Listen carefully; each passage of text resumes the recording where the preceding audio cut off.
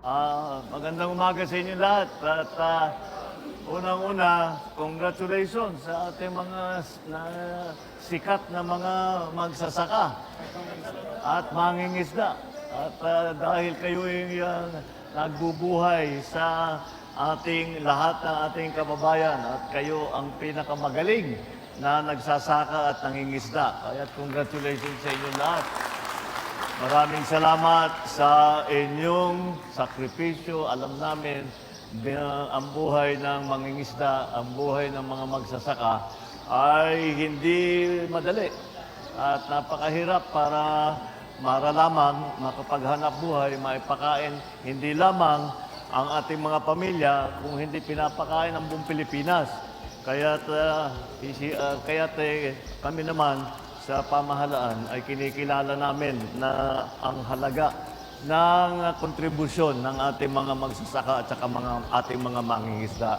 Kaya ito'y maliit lang na pagkikilala sa inyong kontribusyon sa progreso ng bawat Pilipino at ng buong Pilipinas. Maraming salamat sa inyong trabaho, sa inyong sakripisyo, sa inyong patuloy na pagmamahal sa ating mga kapwa Pilipino at sa Republika ng Pilipinas. Thank you po sa inyong lahat. At ngayon po ay bukas at tumatanggap. Para naman pagandahin pa ang inyong maging production, kakatapos na nagdala kami rito, nakita nyo siguro, yung 16 na soil laboratory na mobile soil laboratory. Ito ang inuna namin itong mobile soil laboratory at ito yung pinakamabilis na magkaroon tayo ng soil laboratory. Ito ay bawat region, magbibigay na tayo, bawat region magbibigay, magtatagal siya sa isang lugar, tapos iikot para mapag-aralan kung ano na ba ang pangangailangan, ano ba ang tamang pagbigay ng ayuda, ng pesticide, lahat. At pati na kung ano na ang lagay, ano na ang sitwasyon doon sa lupa na tinataniman ninyo. Para mag-maximize tayo doon, dumami ang ating production. Pero pagkatapos nitong mobile soil laboratory, ay maggagawa na tayo ng permanent. Meron na tayo nasimulan, pero sa yung Australian na sa Surigao. Meron tayo nasimulan. Gusto namin maglagay ng permanent na soil laboratory sa bawat region. Kaya ito ay unang phase 1 pa lang, ika nga. Phase 1 pa lang ito. Kaya pagpatuloy natin patuloy lang ang aming ginagawa para lahat ng tulong na maibigay natin sa ating mga mangingisda, sa ating mga farmer ay gagawin natin. Darating din tayo sa araw na hindi na tayo masyadong umaasa sa importation. Kaya't yun ang ating habol, yun ang magiging sign of success natin kapag talagang nabawasan na natin ng husto ang ating pagbili ng imported rice. Pero kayo ang pag-asa ng agrikultura ng Pilipinas. Kaya ulit, maraming salamat sa sakripisyo ninyo. Maraming salamat po sa ating Pangulo. At ngayon, bukas at tumatanggap po ng mga katanungan. Maaari pong banggitin ang inyong pong pangalan, organisasyon at kung taga saan po. Panatilihing maikli o direkta ang katanungan at tukuyin kung kanino nais marinig ang kasagutan. Ako po si Geneva Ganyalon from La Union po, Region 1. Ang outstanding young farmer po. And namamayari po ng G's Daiquiri Food Processing. Ang katanungan ko po is para po sa aming mga kabataan at ako po ang boses nila ngayon. Ano po ang hakbang ng ating gobyerno para gawing kaakit-akit ang farming bilang karir po dito po sa ating Pilipinas? Siguro, alam nyo na tama yun, na magbigat. Siguro, tama talaga yun kasi ang average age ng ating mga magsasaka at saka mangingisda masyado ng mataas. Dahil nga, mahirap nga ang buhay ng magsasaka. Kaya siguro yung mga nakapag-aral na, yung mga anak natin, nakapag-aral na, gusto nila nasa air condition silang opisina at medyo maginhawa. Dahil talaga ang hirap ng buhay. Nakikita namin yan sa probinsya, ang hirap ng buhay ng magsasaka. Ngunit, ang tanging sa akin palagay, at kami ni Secretary Kiko ay pinag-usapan namin ng matagal ito, paano natin pababain yung average age ng ating mga magsasaka? Kailangan natin pumasok sa mga bagong teknolohiya. Dahil yun, kailangan talaga natin para maging yung bawat ektarya natin, mas malaki ang yield, mas malaki ang ani, paano natin gagawin yun? Ang nakakaunawa at mga talagang practitioner, ng high-tech agriculture, intensive and extensive na type of agriculture, ay ang mga kabataan silang magtuturo sa atin ng mga bagong teknolohiya. At yan, palagay ko, ay magiging interesting na yan, magiging interesante na yan para sa ating mga kabataan, para nakikita nila na hindi lamang may magandang hanap buhay naman ang magsasaka. Kahit na may kahirapan talaga ng konti, siyempre, kailangan masipag at lahat. Masipag naman ang Pilipino kahit naman yung mga bata, masipag naman talaga. Basta't may nakikita silang resulta. Kaya sa aking palagay, yun ang ating pwedeng gawin. At para sa mga mas nakakabata ay sasabihin nila, interesante ito. At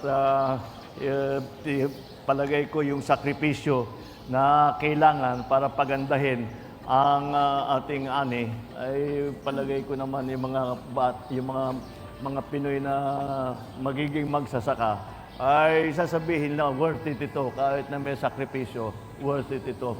At yun ang aming para kasi medyo hindi natulungan ng agrikultura ng matagal wala tayong agricultural policy masyado ng napakatagal. Kaya sasabihin ng mga bata, ba't tayo papasok diyan? Wala nang pupuntahan yan, hanggang dyan na lang yan. Kaya ngayon, babaguhin natin lahat yan. Ngayon, may pag-asa na makikita nila mayroong pagpaganda ng kanilang hanap buhay bilang magsasaka at sila babalik sa pagsasaka. Maraming salamat po, mahal na Pangulo. At dumako naman po tayo sa ikalawang katanungan. Sir, please banggit po ng inyo pong pangalan, posisyon, organisasyon at kung taga saan po. Magandang umaga po sa atin lahat. Ako po si Mr. Ben Gahilonia po, Kapsi Chairman po ng Science City of Muñoz. Ang katanungan po, paano matutugunan ng pamahalaan ang mababang presyo ng pagbili sa ating mga produkto ng agrikultura at mapababa ang gastos sa mga inputs ng pagsasaka. Yun lang po. Oo. Nag-aalala yung yung ating mga magsasaka dahil binababa natin ang presyo ng bigas sa 20 piso kada kilo. Paano ngayon ang mga farmer? Kahit anong presyo ang pagbenta natin ng bigas sa palengke, hindi magbabago ang buying price ng palay ng NFA. Hindi namin ibababa, hindi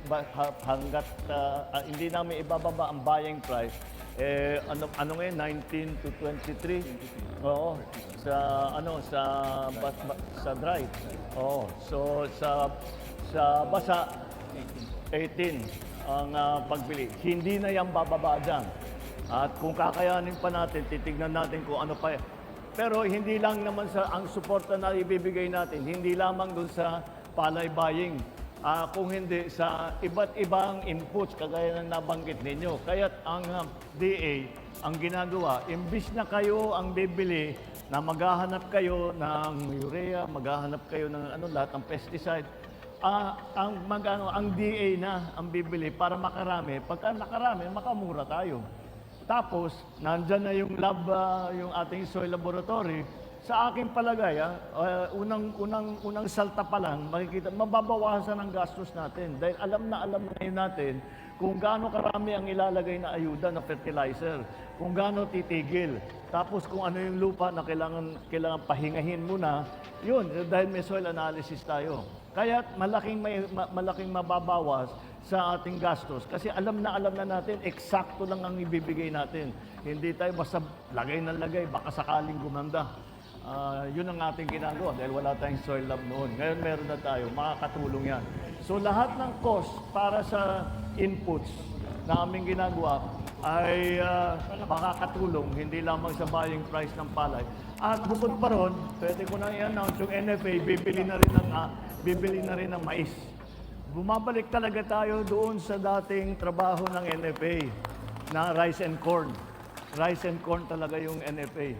Kaya ngayon, nandun bumabalik na naman tayo. At again, yung presyo na yan, ang presyo na yan ay kailangan maganda ang hanap buhay ng ating mga farmer. Hindi namin kahit anong presyo sa palengke, hindi konektado yun. Basta gagawin natin, titiyakin namin na yung hanap buhay ng ating mga magsasaka ay mabuti-buti naman. Na hindi masyadong, hindi laging naghihirap at hindi laging hindi lagi hinuhulaan lamang kung ano yung dapat gawin para pagandahin ang ani. So, lahat ng mga inputs, lahat ng pati sa buying price, lahat yan ay titiyakin namin na sapat para naman yung ating mga farmer ay may hanap buhay naman. At mapakain ng kanilang mga pamilya, mapag-aral ang kanilang mga anak, yun lang naman ang hangarin natin. Thank you. Maraming salamat po sa ating mahal na Pangulo. At dumako po tayo sa ating panghuling katanungan. Sige, may ginoo pong sa harap na gustong magtanong. Pangalan lang po at organisasyon at taga saan. Okay, good morning po. Jumer Balag from Region 7, Bohol, High Value Crops, Farmer Vegetable. So, meron po akong inihanda dito, mahal na Pangulo. Nakakudigo po ako ngayon para hindi ko po makalimutan. So, ito po yung katanungan ko po. Mahaba yata yan. Mukhang mahirap na tanong yan. Mataas po to, mga 5 tanong po. Hindi po, isa lang po. So, ito po yung katanungan ko po, mahal na Pangulo. Mayroon bang mga suportang serbisyo para matulungan ang mga individual na magsasaka na makaangkop at makabangon mula sa matinding mga kalamidad at pagbabago ng klima? Yan po. Maraming salamat po. Well, unang-una, pagka tinamaan ng bagyo at nasira ang tanim, kung depende kung ano yung sa ang tawag dito, kung nasan tayo sa season. Kung pwede pang magtanim ulit. Kung pwede pang magtanim ulit, papasok na naman ang DA at tutulungan kayo makapagtanim ulit. Kung huli na, ay bibigyan kayo namin ng suporta. Bukod pa ron, lahat ng tanim natin ay may insurance, binibigyan natin ng insurance. So, hindi kagaya nung dati na kasi yung iba namamahalan, by province ginagawa noon eh. At siyempre, hindi kayang makover lahat. Ngunit, since ang DA na ang gumagawa, ay mas malaki na ang pwedeng insurance cover. Kaya pinalawak natin ang coverage ng ating mga insurance. Bukod po, kagaya ng pero pagka talagang nasira na yung planting season at hindi na makabawi, ay magbibigay kami ng subsidy para makatawid lang hanggang sa susunod na planting season. Yun ang aming iba't ibang ginagawa para sa bagyo. Sa awa ng Diyos, hindi na tayo gumaya doon kasi hindi lang bagyo pati El Nino, delikado rin tayo sa El Nino. Yun ang nangyari sa atin last year. 9 months tayo dito sa Pilipinas na walang ulan. Kaya ang daming nasirang tanim. Kaya napilitan kami mag-import na malaki. Tapos bukod pa doon, ay nagbigay naman kami hindi pa buo yung insurance namin eh. Pero ngayon, ready na tayo. Kung maulit ang El Nino, at maulit yung sunod-sunod na bagyo na kung maalala nyo, 6 na bagyo yun na wala pang 1 buwan. 6 na bagyo ang tumama rito sa Pilipinas. handa na ngayon tayo dahil alam na natin kung ano yung mga kailangan gawin. Nailagay na natin ang mga iba't ibang sistema sa DA, sa NFA, at sa hanggang sa local level ay handa na tayo. Alam na namin yung aming kailangan gawin. Inayos na namin ang sistema para hindi naman masyadong mahirapan ang mga farmer natin. Kagaya na nabanggit ko, napakahirap na nga ng buhay ng farmer, ay dapat suportahan natin ang gusto. So, yun ang aming mga ginagawa. Yung insurance na para sa mga nasirang tanim, at saka yung ating pagbawi na kung sakali ba pwede magtanim ulit, yun ang gagawin natin. Yung kailangan lang sir nakalista sa RSPSA. Basta kasama kayo sa RSPSA, kasama kayo dyan sa lahat ng mga sistema na yan. Nung last year, nakatatlo tayo na na-release, di ba dun sa PAP? More than 3. Dahil yun na nga, yung sa Bagyo, ang daming nasira. Pero ngayon, alam na natin ang gagawin natin.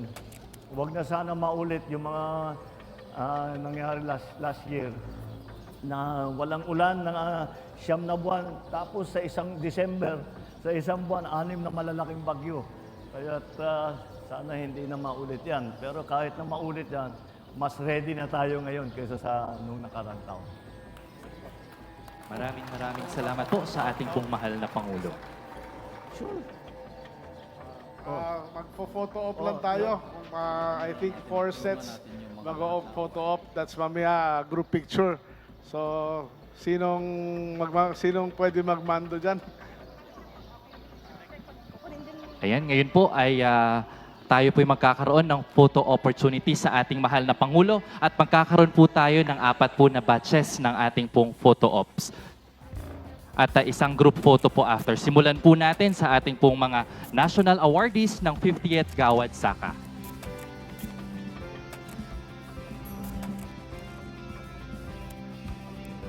First batch, yung mga nasa first row po natin na mga national awardees for crops category.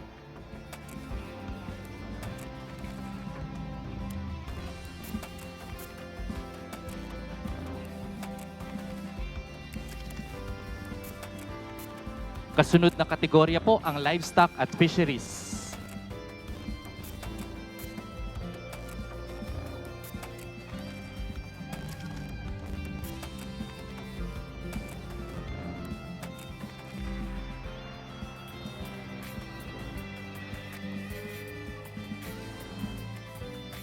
Congratulations po.